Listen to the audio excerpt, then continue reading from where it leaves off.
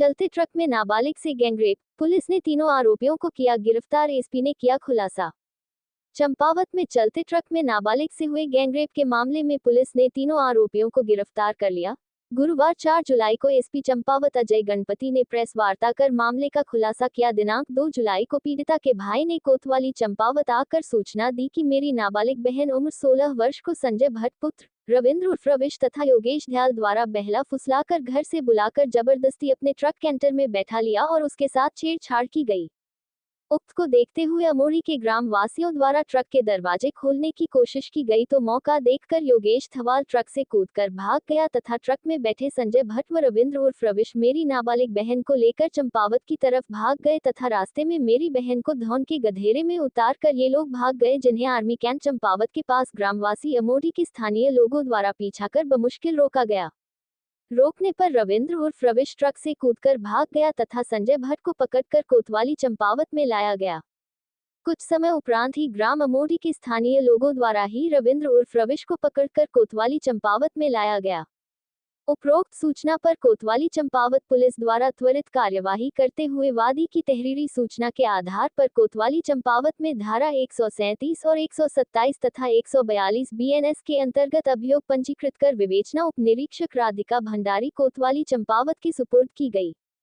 विवेचक द्वारा त्वरित कार्यवाही करते हुए अभियोग के घटनास्थल पर पहुंचकर अभियोग की पीड़िता के धारा 180 बी एन एस के अंतर्गत बयान दर्ज करने के उपरांत जानकारी प्राप्त हुई कि अभियुक्त संजय भट्ट तथा रविंद्र उर्फ रविश द्वारा पीड़िता के साथ ट्रक के अंदर बारी बारी दुष्कर्म किया गया तथा तीसरे अभियुक्त योगेश धवाल द्वारा उसके साथ शारीरिक संबंध बनाने के उद्देश्य से छेड़छाड़ करते हुए उसके शरीर को गलत तरीके से स्पर्श किया गया।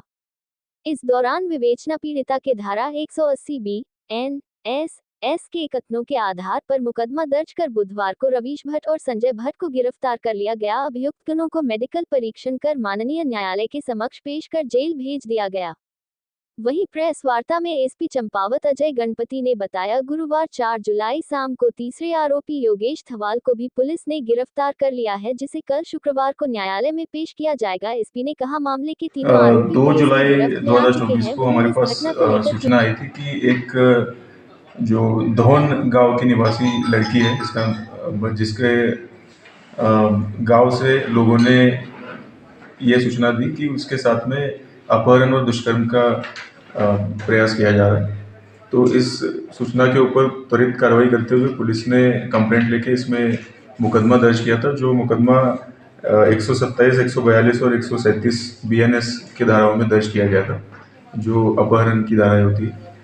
बाद में उसमें पूछताछ के बाद लड़की के साथ पूछताछ के बाद 180 के बयानों में धारा 70, 74 और पॉक्सो एक्ट की धाराएं जुड़ गई।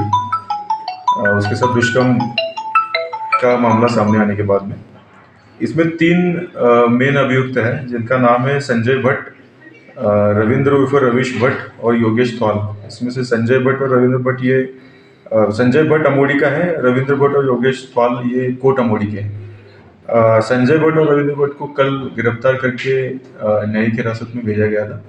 आज योगेश धवाल को भी गिरफ्तार कर लिया गया है और आगे की वैधानिक कार्रवाई जारी है।